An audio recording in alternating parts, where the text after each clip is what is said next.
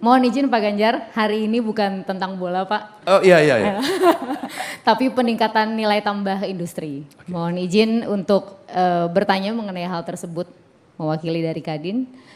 Data menunjukkan bahwa 76,9% impor merupakan bahan baku dan bahan penolong untuk industri manufaktur dalam negeri. 14,9% impor juga merupakan barang modal yang penting bagi perekonomian Indonesia.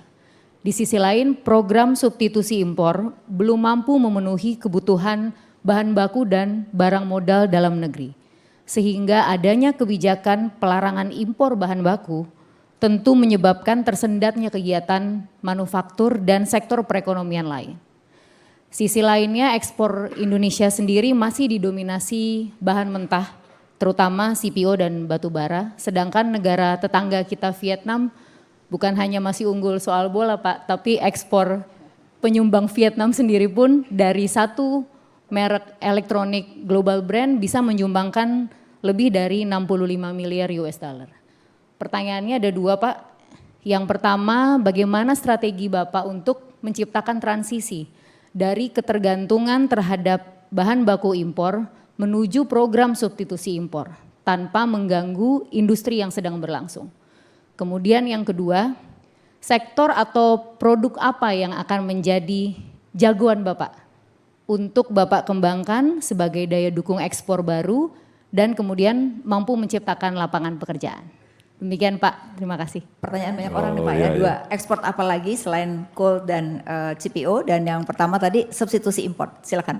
Ekonomi kita kalau nggak salah, kalau nggak coalnya dihilangin, agak mengerikan gambarnya ya. Betul Pak. Tapi ketika coalnya ditambahin baru ya Mbak ya, baru gitu. naik. Maka saya mau jawab yang kedua dulu Mbak, ekonomi kreatif.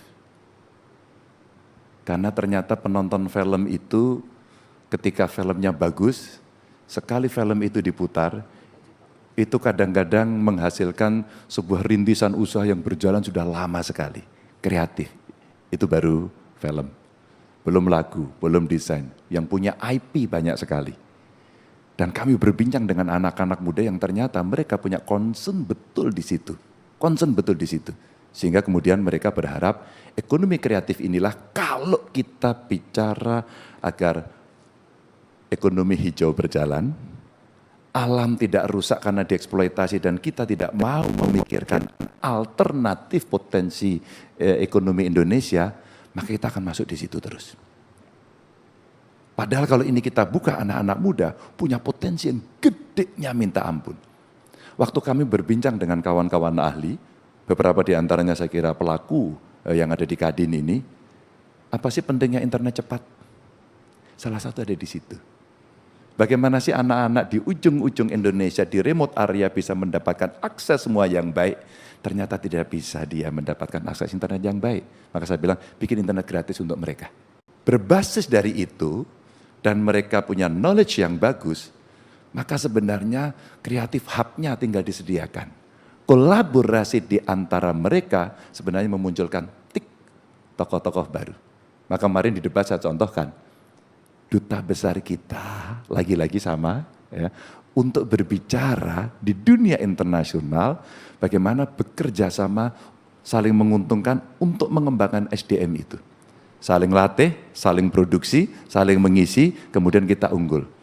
Itulah otonom strategi dalam politik luar negeri yang saya ceritakan kemarin. Kalau itu terjadi, maka sebenarnya ini alternatif ekonomi ke depan. Maka kalau kita punya sumber daya alam, simpan dulu. Simpan dulu. Karena kita akan berpikir sangat panjang. Kita belum mencari loh yang di luar angkasa.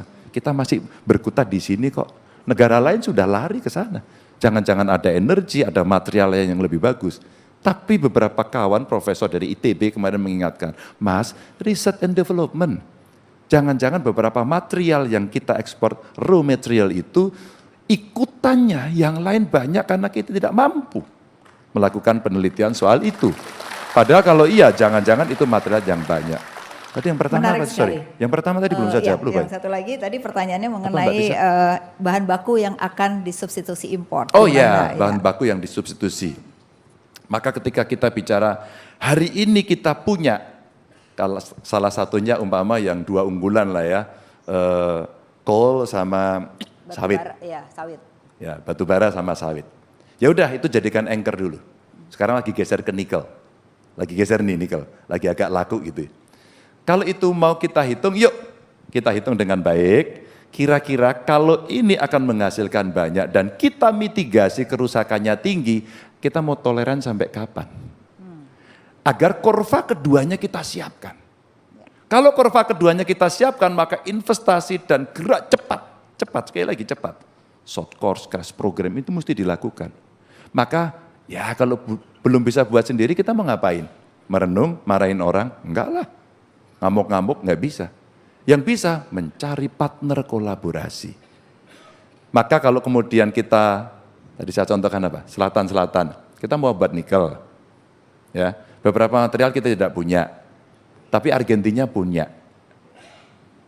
Maka kemudian ya udah kita kerjasama selatan-selatan dengan Argentina. Sama ketika kita akan mencari material yang kita tidak punya. Kita cari aja negara yang bisa secara strategis bekerja sama dengan kita sehingga nanti oh ya kita belum bisa buat sendiri, kita ajak mereka.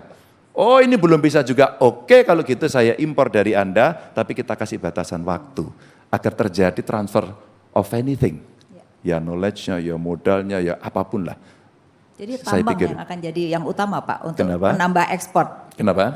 Tambang, sektor tambang atau ada sektor lain selain tambang? Kalau kita mau bicara ke depan dan ini sustain, lalu tidak merusak, tidak jorok lagi, ekonomi kreatif. Oke, ekonomi kreatif juga ya. Jadi Ekonomi selain kreatif. ekspor, tetapi yang substitusi impor tadi nilai tambahnya tetap di ekonomi kreatif. Tetap, masih ada. Nah tinggal kita hitung, ini akan berapa lama, kan kita bisa memitigasi punya alat ukur. Kalau ini habis-habisan, kita akan habis dalam waktu berapa lama. Kita mau hentikan atau nekat. Maka kalau kita bicara kondisi seperti itu ya soal ekological, sosiologi, dan governance, ESG-nya itu mesti betul-betul, nggak boleh jorok. Iya. Hancur itu kalau jorok itu.